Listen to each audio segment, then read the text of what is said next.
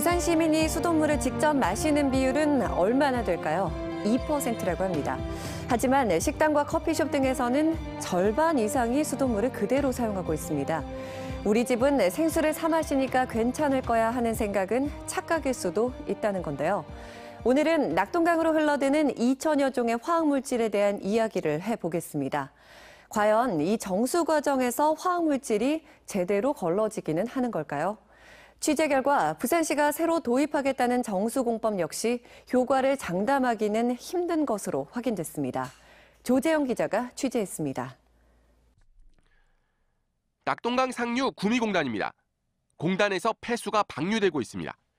낙동강과 만나는 지점의 물 색깔은 확연히 다릅니다. 대구 성서공단에서도 여전히 공단 폐수가 낙동강으로 흘러들고 있습니다. 이처럼 낙동강 유역엔 260여 개 산단에 17,000여 개 업체가 입주해 있는데 이들 공단에서 낙동강으로 흘러드는 폐수가 하루 40만 톤 이상입니다. 폐수엔 2천여 종의 화학물질이 포함돼 있고 이 중 750여 종이 우리가 먹는 물에서 검출되는 것으로 알려져 있습니다.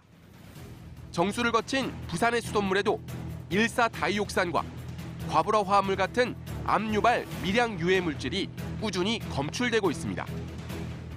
기준치 이하로 양이 적어 안전하다는 게 부산시 입장이지만 이 기준치가 절대적인 건 아닙니다. 일사다이옥산의 경우 미국은 2010년 기준치를 10배 강화했습니다. 우리 기준보단 14배나 엄격해진 겁니다. 주로 프라이팬 표면 코팅제로 쓰이는 과불화 화합물 역시 최근까지도 20에서 50 ppt까지 검출되고 있는데 기준치가 70 ppt입니다. 부산대 연구팀의 2017년 조사에선 100 ppt를 넘는 수치가 검출되기도 했습니다. 부산시는 정수 검사 항목이 279개 종이나 된다며 안전성을 강조하지만 막상 이 중 89개 종 32%만 검사 결과를 공개하고 있습니다. 기준치가 없어 검출량 공개가 시민 불안감을 키운다는 이유입니다. 저희들이 공개를 만약에 했을 때 일반 시민들이 굉장히 혼란이 올 확률이 굉장히 높죠.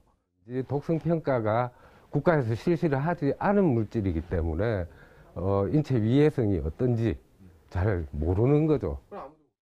실제 29개 환경부 감시 항목 중 3종, 부산시 자체 감시 190개 항목 중 135개 종이 기준치조차 없습니다. 확인되지 못한 다양한 미량의 유해 물질들로부터 수십 년 피폭이 되었을 경우에 인체에 어떻게 얼마나 영향을 미치는 데 대해서는 아직 그 평가가 제대로 이루어지지 못하고 있는지. 문제는 부산시의 고도정수 처리 과정에서 이런 미량 유해 물질의 제거가 거의 안 된다는 점입니다. 취재진이 입수한 부산시의 공정별 과불화 화합물 제거율입니다. 제거는커녕 정수 뒤 오히려 수치가 더 높아졌습니다.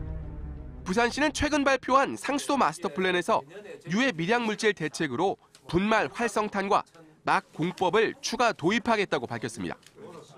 하지만 취재 결과 이 공법 역시 부산시 스스로도 최소 70%까지만 제거가 가능하다 판단하는 것으로 확인됐습니다.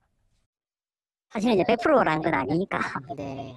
그렇기 때문에 제가 이제 전제로서 이게 워낙 물질이 많고 다양하고 그마저도 표면 특성에 있는 부분들이 다 다르기 때문에. 미량 유해 화학물질은 물을 끓여도 가정용 정수기를 거쳐도 대부분 제거되지 않습니다.